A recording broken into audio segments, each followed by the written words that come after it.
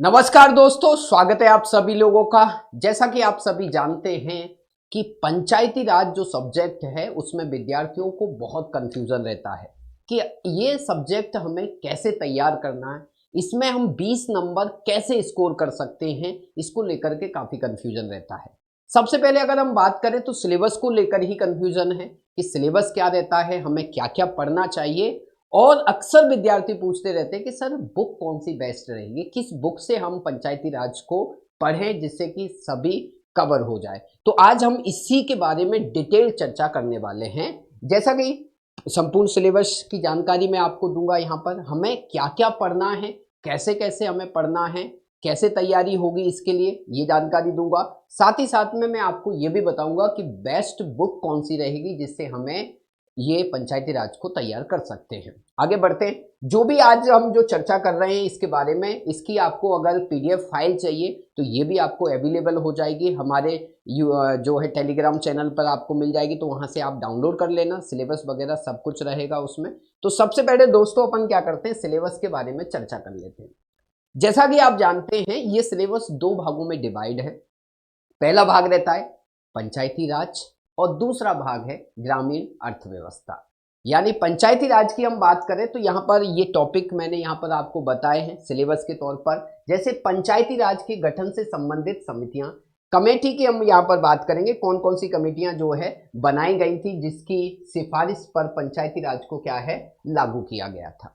लेकिन इसके साथ साथ में आपको एक और चीज मैं यहाँ पर बता दूं कि ये समितियों से पहले हमें कुछ और भी चीजें पढ़नी रहती हैं। जैसे पंचायती राज का इतिहास बहुत इंपॉर्टेंट है, क्वेश्चन भी आते हैं। पंचायती राज का इतिहास के साथ में, या फिर हम ऐसे भी इसको समझ सकते हैं, स्थानीय स्वशासन का इतिहास हम देखें कि भारत में स्थानीय स्वशासन की पृष्ठभूमि क्या रही है, किस तरीके से इसकी शुरुआत की गई थी, हमारे भारत में किस तरीके से रहा प्राचीन काल में, और अंग्रेजों के शासन के समय ये किस तरीके की व्यवस्था हमारे देश में थी, उसको भी हमें साथ में क्या है स्टडी करना रहता है। सबको देखते हुए उसके बाद आती है पंचायती राज की समितियां। इसको सिलेबस को इस तरीके से मेंशन यहाँ पर किया गया है।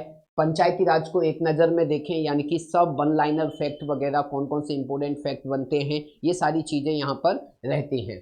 त्रिस्तरीय व्यवस्था की अगर हम बात करें, थ्री टायर गवर्नमेंट की हम बात करते हैं, जैसे ग्राम पंचायत हो गई आपकी, जनपद पंचायत हो गई, जिला पंचायत हो गई, इसके बारे में भी जानकारी रहती है। इसकी चुनाव प्रक्रिया क्या रहती है, किस तरीके से चुनाव करवाए जाते हैं, इनके कार्य क्या होते हैं, कौन कौन सी शक्तियां हैं, सचिव के कार्य क्या है, पंचायत के कार्य क्या हैं, जनपद पंचायत के कार्य क्या हैं, जिला पंचायत के कार्य क्या हैं, ये सारी जानकारी यहाँ पर हम लेते हैं।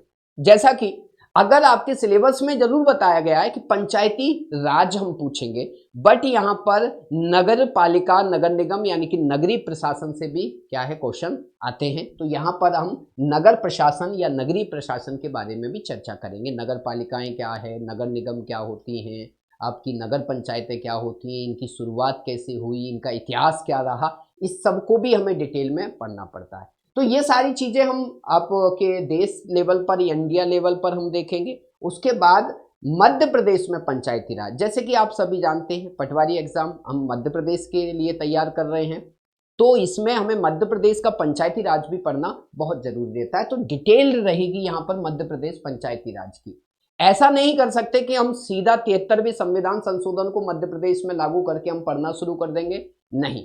आजकल एग्जाम का जो पैटर्न है काफी डीप में जा चुके हैं और क्वेश्चन भी काफी डीप से पूछे जाते हैं। तो हमें मध्य प्रदेश का पंचायती राज सिर्फ हमें 1992 के अधिनियम की बात नहीं करनी है, 73वें संविधान संशोधन की बात नहीं करनी है, हमें इसके इतिहास से शुरू करना पड़ेगा कि मध्य प्रदेश में पंचायती राज या स्थानीय स्वशासन का इतिहास क्या रहा है, उस तरीके से हमें पढ़ के आना पड़ेगा और वर्तमान स्थिति तक हम पढ़ेंगे इसको। आगे हम बढ़ते हैं तो मध्य प्रदेश में पंचायती राज व्यवस्था और 73वां संविधान संशोधन को हम पढ़ेंगे, क्योंकि 73वें संविधान संशोधन को लागू करने वाला पहला राज्य बनता है हमारा मध्य प्रदेश, जबकि पंचायती राज को लागू करने वाला पहला राज्य कौन सा है, राजस्थान है, और 73वें संविधान संशोधन को लागू करने वाला पहला राज्य कौन सा है, मध्य प्रदेश है। तो हम इसको भी पढ़ेंगे साथ में। मध्य प्रदेश राज व्यवस्था की हम बात करें, पंचायती राज व्यवस्था का सिस्टम कैसा है वर्तमान में, कितनी ग्राम पंचायतें हैं, कितनी जनपद पंचायतें हैं, कितनी जिला पंचायतें हैं, ये सारा चुनाव प्रक्रिया क्या है मध्य प्रदेश में, किस तरीके के चुनाव होते हैं, किस तरह की शक्तियां हैं, सरपंच के दायित्व क्या है, ग्राम सभा के दायित्व क्या है मध्य प्रदेश में थोड़ा, क्योंकि आप सभी लोग जानते हैं कि जो 73वां संविधान संशोधन है उसके तहत जो पंचायती राज व्यवस्था है वो राज्य सूची का विषय है और राज्य इसमें अपने राज्य की स्थिति के अनुसार, अपनी राज्य की जनसंख्या के अनुसार इसमें चेंजेस कर सकता है। तो बदलाव के साथ तो मध्य प्रदेश का पंचायती राज व्यवस्था थोड़ा सा डिफरेंट है। राजस्थान की हम बात करें या उत्तर प्रदेश की हम बात करते हैं उनसे थोड़ा सा अलग है। कुछ व्यवस्थाएं हमने एक्स्ट्रा कर रखी हैं हमने अपने मध्य प्रदेश में, तो उसे भी हम क्या है यहाँ पर देखेंगे। इसके बाद मध्य प्रदेश में नगरीय निकाय, जैसे कि मैंने बताया नगरीय निकाय की हम बात करें, नगरीय प्रशासन की अगर हम बात करते हैं तो देश लेवल पे भी हम पढ़ेंगे और अपने मध्य प्रदेश लेवल पे भी हम पढ़ेंगे कि मध्य प्रदेश में नगरीय निकाय की शुरुआत कब होती है, मध्य प्रदेश में पहली नगर निगम कौन सी थी, कहाँ पर बनाई गई थी, कब बनाई गई थी, नगर पालिका कौन सी थी, कब बनी थी, ये सारी चीजें हम देखेंगे। और साथ ही साथ में हम 74वां संविधान संशोधन भी देखेंगे। जैसे कि 73वें संविधान संशोधन का संबंध किससे है, पंचायती राज व्यवस्था से, उसी तरह से 74वें संविधान संशोधन का संबंध नगरीय प्रशासन से है, नगर पालिकाओं से इसका संबंध आता है। तो उससे भी हम क्या है यहाँ पर डिटेल में चर्चा करेंगे। तो ये सिलेबस में आपको सिलेबस जो दे रहे हैं, जो दिखाई दे रहा है, उस सिलेबस में आपको क्या क्या और पढ़ना चाहिए, एक्स्ट्रा कैसे पढ़ना चाहिए, वो भी मैं साथ में आपको बताते जा रहा हूं। आगे हम बढ़ते हैं तो दूसरा इसका हिस्सा है ग्रामीण अर्थव्यवस्था। देखिए ग्रामीण अर्थव्यवस्था जो पंचायती राज के अंतर्गत है आपके, उसमें जो सिलेबस दिया गया है उसमें थोड़ा सा आपको ध्यान देना है, क्योंकि यहाँ पर बहुत सारी चीजें क्या होती हैं दूसरे सब्जेक्टों से यहाँ पर क्या की गई हैं, मर्ज की गई हैं। तो ऐसा नहीं है कि हम पंचायती राज पढ़ रहे हैं उसमें, तो ये बहुत सारे टॉपिक होते हैं जो दूसरे सब्जेक्टों से आते हैं, उनको भी हमें तैयार करना चाहिए। जैसे कि हम बात करें अकॉर्डिंग सिलेबस के अकॉर्डिंग मैं आपको बता देता हूँ, फिर बताता हूँ बाकी चीजें। ग्रामीण अर्थव्यवस्था, रूरल इकोनॉमी क्या होती है ये हमें समझना है। इसको समझने के लिए हमें सारी व्यवस्थाएं हमें देखनी पड़ेंगी यहाँ पर। अब इसको सिलेबस को ही हम क्या करते हैं आपको डिटेल बताता हूं कि क्या क्या चीजें इसमें आती हैं। सबसे पहले कृषि, आपको पता है ग्रामीण अर्थव्यवस्था का सबसे महत्वपूर्ण और मूलभूत आधार क्या है, एग्रीकल्चर। तो हम यहां पर पढ़ेंगे कृषि क्षेत्र में मध्य प्रदेश की उपलब्धियां। मध्य प्रदेश में कृषि के क्षेत्र में मध्य प्रदेश ने क्या क्या उपलब्धियां हासिल की गई हैं, किस तरह के उत्पादन है मध्य प्रदेश में, किस तरह की फसलों के उत्पादन मध्य प्रदेश टॉप पर आता है, किस तरह की मध्य प्रदेश में फसलें उगाई जाती हैं, कौन कौन सी प्रजातियों की फसलें उगाई जाती हैं, ये थोड़ा डिटेल में आपकी मध्य प्रदेश की कृषि यहाँ पर पूछी जाती है। मध्य प्रदेश की कृषि के अलावा अगर हम बात करें तो यहाँ पर देखिए, यहाँ दूसरा ये आपका तीसरे नंबर पर लिखा हुआ मध्य प्रदेश की कृषि जलवायु क्षेत्र, एग्रीकल्चर के लिए कृषि जलवायु क्षेत्र की हम बात करते हैं। तो यहाँ मध्य प्रदेश में कृषि में उपलब्धियां, कृषि जलवायु क्षेत्र, यानी कि पूरा का पूरा एग्रीकल्चर आपको क्या है मध्य प्रदेश का कवर करना है, पूरा कुछ भी नहीं छोड़ना है। और साथ ही साथ में कृषि के साथ साथ में हमें यहाँ पर पशुपालन को भी पढ़ना है। हालांकि सिलेबस में नहीं दिया है लेकिन मैं आपको बता रहा हूं पशुपालन भी पढ़ना है, क्योंकि पशुपालन से भी क्या आते हैं, क्वेश्चन आते हैं। क्यों पढ़ना है, क्योंकि ग्रामीण अर्थव्यवस्था का आधार कृषि है, तो कृषि के साथ साथ में पशुपालन भी है। कृषक, बहुत से किसान ऐसे होते हैं जो कृषि करने के साथ साथ में पशुपालन भी करते हैं, तो वो भी हमारी ग्रामीण अर्थव्यवस्था की एक तरह से एक कह सकते हैं सहयोग देता है पशुपालन भी, तो उसको भी हम पढ़ेंगे। इसके बाद आते हैं मध्य प्रदेश में वन। मध्य प्रदेश में पूरा वन वाला टॉपिक आपको कवर करना है। मध्य प्रदेश में वन का एरिया कितना है, परसेंटेज वाइज कितने हैं, नई रिपोर्ट के अनुसार मध्य प्रदेश में वन कितने हैं, मध्य प्रदेश में कितने राष्ट्रीय उद्यान हैं, वाइल्ड लाइफ सेंचुरी कितनी है, अभ्यारण्य कितने हैं, ये सारी चीजें हमें यहाँ पर कवर करना पड़ेंगी। और साथ ही साथ में इनके साथ में वनों से संबंधित कौन कौन सी मध्य प्रदेश सरकार योजनाएं चलाती है, कौन कौन से स्कीमें मध्य प्रदेश के द्वारा चलाई गई, इन सबको हम क्या है जो है डिटेल में पढ़ेंगे। इसके साथ ही साथ में हरित क्रांति यहाँ पर दी गई है, ग्रीन रेवोल्यूशन दिया गया है, लेकिन हमें अर्थव्यवस्था के तहत सिर्फ हरित क्रांति नहीं पढ़नी है, सारी क्रांतियां हम पढ़ेंगे यहाँ पर, और हमें पढ़ना भी चाहिए, क्योंकि क्वेश्चन हरित क्रांति से आ सकता है तो श्वेत क्रांति से भी आ सकता है, धूसर क्रांति से भी आ सकता है, लाल क्रांति से भी आ सकता है।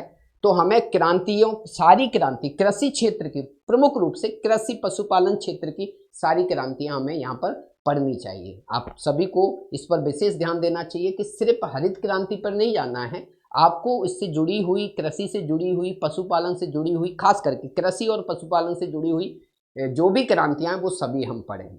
एक बार औद्योगिक क्षेत्र से जुड़ी हुई क्रांतियां नहीं भी पढ़ेंगे चलेगा, बट पशुपालन और कृषि के क्षेत्र में अगर कोई जुड़ी हुई क्रांति हो उसे जरूर पढ़ेंगे आप लोग। तो यहाँ पर हमने भूमि सुधार, लैंड रिफॉर्म की हम बात करते हैं। भूमि सुधार के लिए कौन कौन से कानून लाए गए, कौन कौन सी व्यवस्थाएं की गई, ये भी हमें यहाँ पर पढ़ना पड़ेगा। हमारे प्राचीन काल में कैसी व्यवस्था थी, जैसे हम पढ़ते हैं जमींदारी व्यवस्था थी, रैयतवाड़ी व्यवस्था थी, महालवाड़ी व्यवस्थाएं थी। तो इन व्यवस्थाओं की शुरुआत कब हुई, इनको खत्म कब किया गया, और वर्तमान में भूमि सुधार के लिए कौन से कानून कार्यरत हैं। जैसे आपने सुना होगा कि सभी किसानों के लिए जमीनें फिक्स कर दी गई, एक किसान के पास कितनी एकड़ जमीन होनी चाहिए अनिवार्य किया गया। उस तरह के सुधारों को हमें यहाँ पर पढ़ना पड़ेगा। जैसे यहाँ पर आ सकता चकबंदी व्यवस्था क्या है, तो चकबंदी व्यवस्था को हमें समझना पड़ेगा, क्या होती है, कितने प्रकार की होती है, किस तरीके से कार्य करती है, इसमें कौन कौन कार्य करता है चकबंदी में, ये हमें सारी चीज़ें यहाँ पर पढ़नी पड़ेगी। इसके साथ में राजस्व अधिकारी की भूमिका, राजस्व अधिकारी की भूमिका की हम बात कर ले तो मोटे तौर पर आप ये समझ लीजिए पूरा राजस्व विभाग हमें पढ़ना है। साथ ही साथ में मुख्य रूप से हमें पटवारी के कार्य पढ़ने हैं, पटवारी को पढ़ना है कि पटवारी कौन कौन से कार्य करता है, उसके दायरे में कौन कौन से कार्य आते हैं, किन किन कार्यों का निर्वहन पटवारी के द्वारा किया जाता है, तो वो भी हमें यहाँ पर पढ़ना पड़ेगा। इसके बाद आता है ग्रामीण गरीबी और संबंधित विषय। ग्रामीण क्षेत्रों में गरीबी के कारण क्या क्या हैं, क्या वजह क्या रहती है, उन गरीबी का उन्मूलन हम किस तरीके से कर सकते हैं, तो इसके ऊपर भी हमें एक स्टडी करनी चाहिए। और इससे जुड़ी हुई योजनाएं, खास करके ग्रामीण गरीबी, गरीबी उन्मूलन, आर्थिक सहायता से जुड़ी हुई जो जो योजनाएं, उनको ज़्यादातर फोकस करके हमें पढ़ना पड़ेगा। ग्रामीण क्षेत्रों के लिए, किसानों के लिए, SC ST वर्गों के लिए जो भी सरकार के द्वारा, केंद्र सरकार के द्वारा या राज्य सरकार के द्वारा जो योजनाएं चलाई गई है, उन योजनाओं को हमें पढ़ना चाहिए। ग्रामीण अर्थव्यवस्था की मूल बातें कि ग्रामीण अर्थव्यवस्था में क्या क्या चीज़ महत्वपूर्ण है, जैसे कृषि एक महत्वपूर्ण है, वजह है। इसके बाद पशुपालन एक वजह है, छोटे छोटे कुटीर उद्योग भी यहाँ पर हो सकते हैं। कृषि व्यवस्था कैसी है, ग्रामीण समाज कैसा होता है, ग्रामीण समाज को हमें समझना पड़ेगा, क्योंकि हमारा भारत दो समाजों में बटा हुआ है, ग्रामीण समाज और नगरीय समाज। तो हमें ग्रामीण समाज की विशेषताओं को भी यहाँ पर पढ़ना पड़ेगा। कई बच्चों को मैंने क्लास में पढ़ाया भी है, ग्रामीण समाज की अवधारणाएं क्या होती हैं, क्या पहचान होती है उनकी, कैसे समझते हैं हम, ग्रामीण समाज की विशेषताएं क्या होती हैं, उनमें परिवर्तन के कारण क्या हैं, ये सारी चीज़ें मैंने यहाँ पर बता रखी हैं। आगे हम बढ़ते हैं, ग्रामीण कल्याणकारी गतिविधियां या फिर हम योजनाओं की हम यहाँ पर बात करेंगे। सामाजिक समावेशन की अगर हम बात करते हैं तो जब अपन ग्रामीण समाज की विशेषताएं पढ़ते हैं तो यहाँ पर हम समावेशन को भी पढ़ लेते हैं और पढ़ाया भी जाता है। बहुत सारे बैचों में मैंने ये पढ़ाया भी है और अभी चल भी रहा है। इसके साथ में जैसे हमने मध्य प्रदेश में कृषि को पूरा पढ़ा था, पशुपालन को पूरा पढ़ा था, उसी तरह से हमें इस अर्थव्यवस्था के तहत भारतीय कृषि को भी हमें पढ़ना पड़ेगा। भारत में कृषि कौन कौन सी क्षेत्र हैं, कृषि के कौन सा राज्य का क्या योगदान रहता है, कौन सी फसलें कहाँ पर उगाई जाती हैं, कौन सी फसल को सर्वाधिक उत्पादन करने वाला राज्य कौन सा है, ये सारी चीज़ें हम देखेंगे। कृषि कृषि जैसे कि हमने मध्य प्रदेश में पढ़ा कृषि जलवायु क्षेत्र मध्य प्रदेश का, तो हमें भारत का भी कृषि जलवायु क्षेत्र पढ़ना चाहिए। ज्योग्राफी में ये टॉपिक कवर करवाए जाते हैं, तो आपको ये टॉपिक पढ़ते हुए जाना है। अगर आप सिर्फ पटवारी की तैयारी कर रहे हैं तो आपको इन टॉपिकों पर विशेष तौर पर ध्यान देना पड़ेगा। अब आते हैं सिंचाई संसाधन और परियोजनाएं। आप अच्छे से जानते हो कि कृषि के लिए इरिगेशन भी महत्वपूर्ण है, तो मध्य प्रदेश में सिंचाई से जुड़ी हुई कौन कौन सी परियोजनाएं चल रही हैं, इनको हमें स्पेशली फोकस करके पढ़ना है। और साथ ही साथ में हमें यह भी पढ़ना है कि भारत में सिंचाई से जुड़ी हुई परियोजनाएं कौन कौन सी, कौन से क्षेत्र से कितनी सिंचाई होती है, पहले स्थान पर कौन सा राज्य आता है, मध्य प्रदेश में सिंचाई के संसाधन क्या क्या हैं, कौन से जिले में किस तरह की सिंचाई की जाती है, इस तरह के क्वेश्चन यहाँ से बनते हैं। तो दोस्तों सिंचाई संसाधन क्या क्या हैं, कुएं, नलकूप, नहरें, तालाब या अन्य साधन हैं।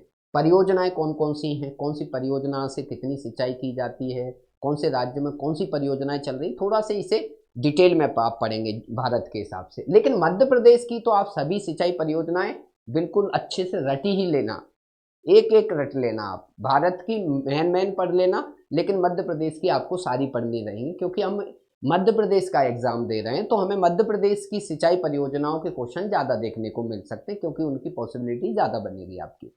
इसके साथ में ग्राम आवास योजना, जैसे आप लोग जानते हैं प्रधानमंत्री आवास योजना, पहले इंदिरा गांधी आवास योजना था, उसको नाम बदल के प्रधानमंत्री आवास योजना। तो ये आवास योजना ग्रामीण क्षेत्रों से, फसल बीमा योजना, ग्राम सड़क योजना, यहाँ पर सिलेबस के नाम पर आपको ये दे रहे हैं, लेकिन हमेशा याद करना पढ़ते वक्त योजनाओं पे आपको विशेष तौर पर मैं आपको शॉर्टकट बता दूं कि किस तरह की योजनाएं आपको पढ़नी चाहिए। ऐसे तो तमाम योजनाएं चल रही हैं, कितनी योजनाएं पढ़ेंगे हम, सभी योजनाएं कवर नहीं कर सकते, लेकिन हाँ इतना कर सकते हैं कि जो ग्रामीण क्षेत्रों से कनेक्ट हो रही हो, या कृषि से कनेक्ट करने वाली योजनाएं हों, या पशुपालन को कनेक्ट करने वाली योजनाएं हों, इनके ऊपर चलाई जाने वाली योजनाओं पर हम विशेष तौर पर ध्यान देंगे। उससे क्या आसान ये हो जाएगा। नहीं तो देखें अगर अब भारत में कितनी सारी योजनाएं चलती हैं, मध्य प्रदेश में कितनी योजनाएं चला रहे हैं, बहुत सारी योजनाएं, तो हम कितनी पढ़ेंगे।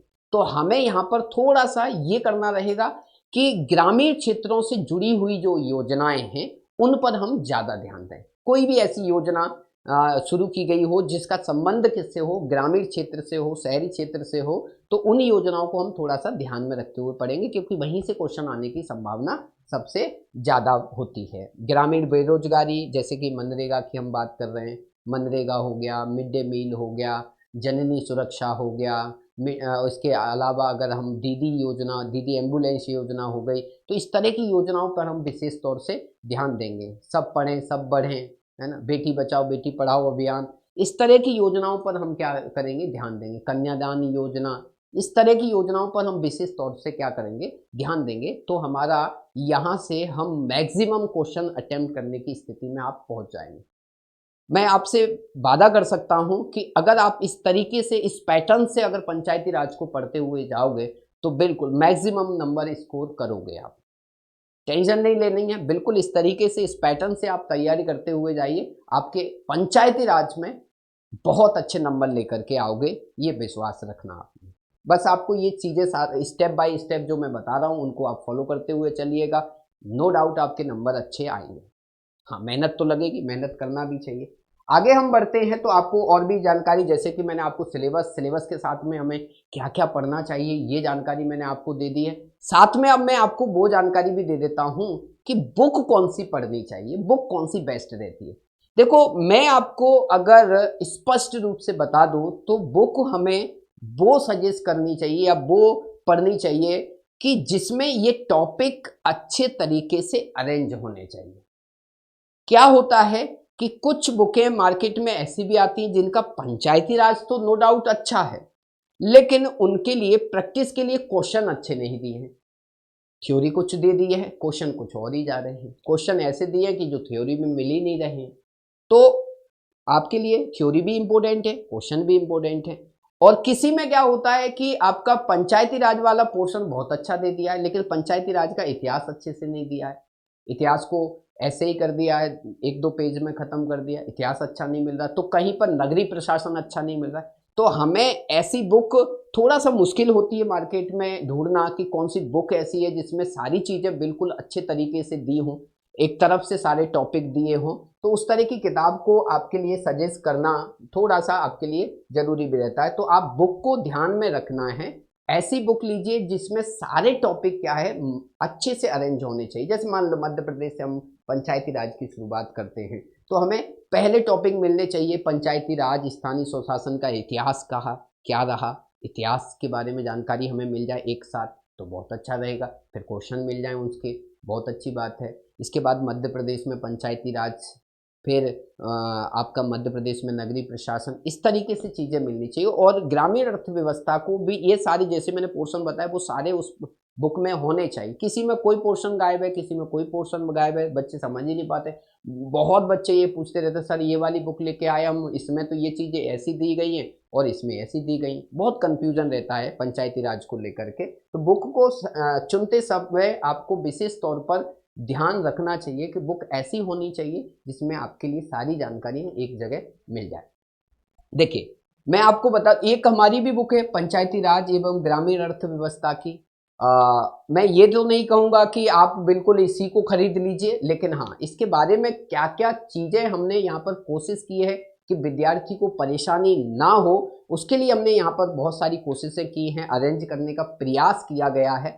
लेकिन अगर हम बात करें बच्चों के रिस्पॉन्स की, हम बात करें जिन तक ये बुक पहुंची है, जो प्रयास हमारे द्वारा किया गया, वो काफ़ी हद तक हमें ऐसा लग रहा है कि हम सफल हुए हैं उसमें। लेकिन कोशिश आगे भी जारी रहेगी और आप लोगों की सहयोग से ये बुक हमारी अमेजन और फ्लिपकार्ट पे नंबर 1 सेलर भी बन चुकी है। तो आप सभी लोगों की सहयोग को धन्यवाद।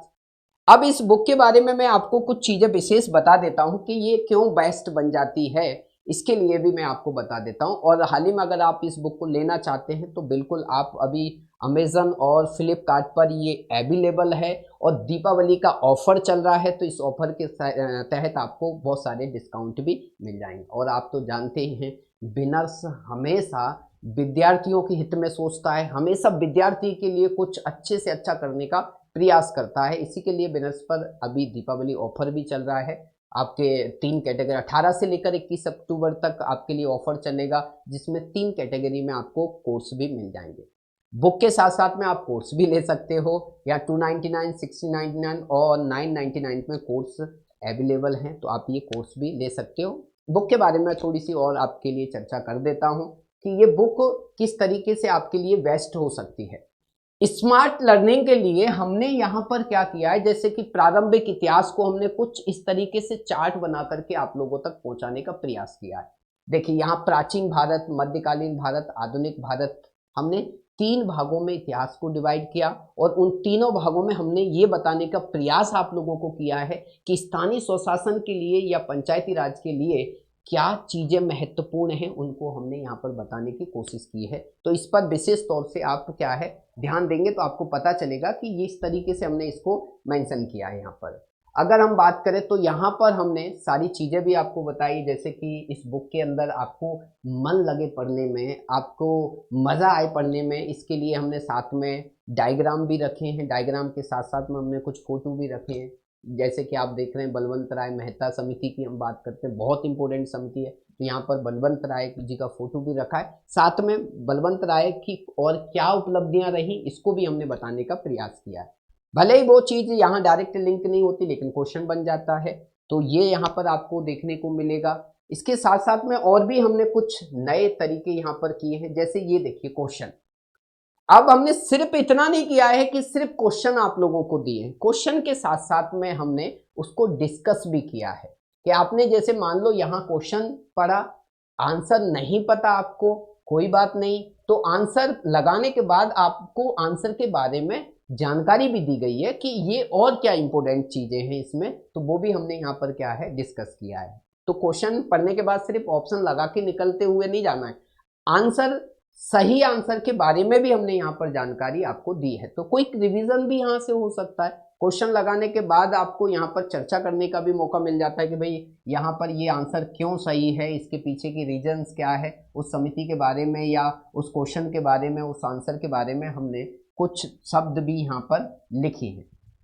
आगे हम बढ़ते हैं, जैसे यहाँ पर कुछ डायग्राम के द्वारा भी आपको बताने का प्रयास किया है। राष्ट्रीय पंचायत दिवस कब मनाया जाता है, ये पंचायत वगैरह डायग्राम वगैरह को ध्यान में रखते हुए इस बुक को तैयार किया है, जो आपको बेहतर करने के लिए, आपका ध्यान लगे बुक में, अच्छे से पढ़े, मजा आना चाहिए बुक को पढ़ने में, वो प्रयास हमारे द्वारा यहाँ पर किया गया है। ऐसा नहीं है कि सिर्फ हमारी बुक ऐसी है, और भी बुकें हो सकती है मार्केट में, लेकिन अगर वो इन सारे मापदंडों को पूरा करती है तो बिल्कुल आप उस बुक को खरीद सकते हो। अगर ये बुक आपके मापदंडों को पूरा कर रही, जिस तरीके से मैंने आपको सिलेबस बताया है, उस तरह के सिलेबस के हिसाब से इस बुक को डिजाइन किया गया है कि विद्यार्थी को समस्या नहीं होनी चाहिए। यहाँ देखेंगे आपको, इसको हमने इस तरीके से समझाने का प्रयास किया है कि बच्चों को दिक्कत आनी नहीं चाहिए। जैसे हम यहाँ बात करें, ग्राम पंचायत है, ग्राम पंचायत में पंच होता है और क्या होते हैं, सरपंच और उप सरपंच के पद होते हैं, ये सारी चीजें यहाँ पर बताने के प्रयास किए हैं। कार्यकाल कितना होता है, कैसे काम करते हैं, ये सारी चीजें हमने शॉर्ट में भी समझाई हैं, यहाँ पर डायग्राम के माध्यम से, चार्ट के माध्यम से हमने समझाई, और साथ ही साथ में हमने ये भी समझाने का प्रयास किया है यहाँ पर कि डिटेल पढ़ने के लिए आपको किस तरीके से पढ़ना है। तो आप जब इस बुक को पढ़ोगे तो आपको नो डाउट मज़ा भी आएगा पढ़ने में, और अगर ऐसे ही कोई भी बुक आपको मार्केट में मिलती है तो नो डाउट आप खरीद सकते हो, बिल्कुल इसमें कोई दिक्कत नहीं है, आप खरीद सकते हो। जैसे देखिए यहाँ पर हमने मैप रखा, मैप के बारे में आपके मैप के थ्रू चीज़ें समझाने की प्रयास किए, तो डायग्राम भी आपको अच्छे मिलेंगे यहाँ पर। और कलर का भी यूज़ किया है ध्यान में रखते हुए। थोड़ा इंटरेस्टिंग हो जाता है, पढ़ने में मज़ा आता है, चीज़ें समझ में जल्दी आ जाती हैं डायग्राम से। तो वो सारे प्रयास यहाँ पर किए गए हैं आप लोगों के लिए। तो आप इसे एक बार पढ़ के देखिएगा, आपको मज़ा आएगा। और अगर इसी तरह की बुक आपको कोई मिलती है तो आप बिल्कुल खरीद सकते हो। हमने अपनी बुक में ये सारी चीज़ें रखने का प्रयास किया है कि जिस तरीके से हम ऑफलाइन क्लासों में, ऑनलाइन क्लासों में पढ़ा रहे हैं पंचायती राज को, उसी तरीके की चीज़ें यहाँ पर बुक में क्या है मिल जाए।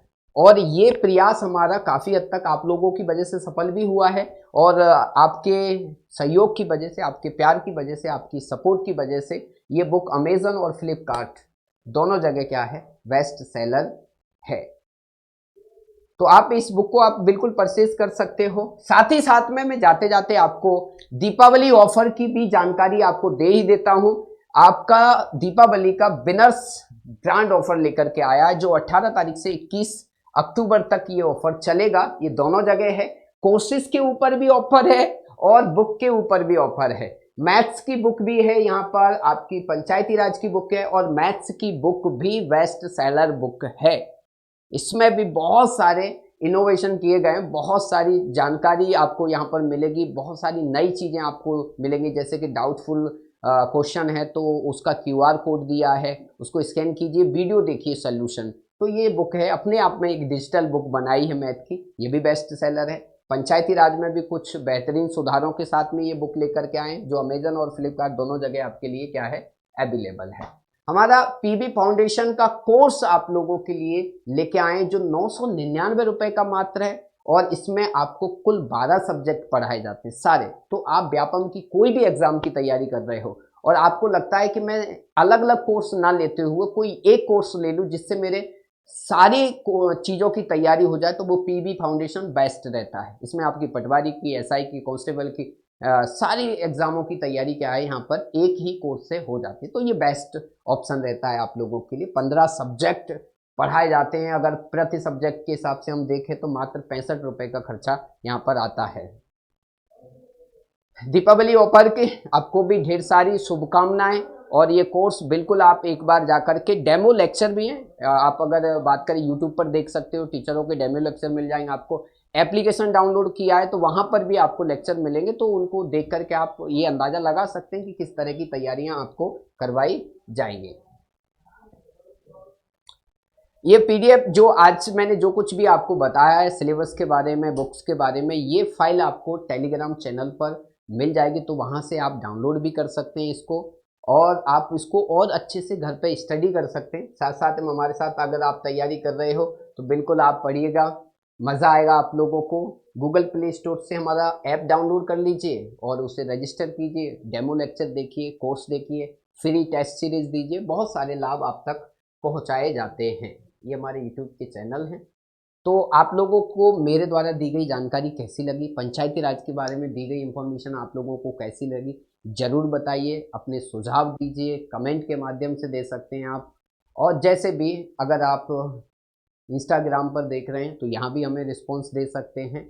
जो भी और भी अगर कोई जानकारी पंचायती राज से जुड़ी हुई जानकारी या बुक से जुड़ी हुई और कुछ भी जानकारी अगर आप चाहते हैं तो बिल्कुल हमें आप कमेंट के माध्यम से पूछ सकते हैं। हम जरूर प्रयास करेंगे कि आपको सारी जानकारी दें। तो चलिए दोस्तों, thank you so much, bye bye.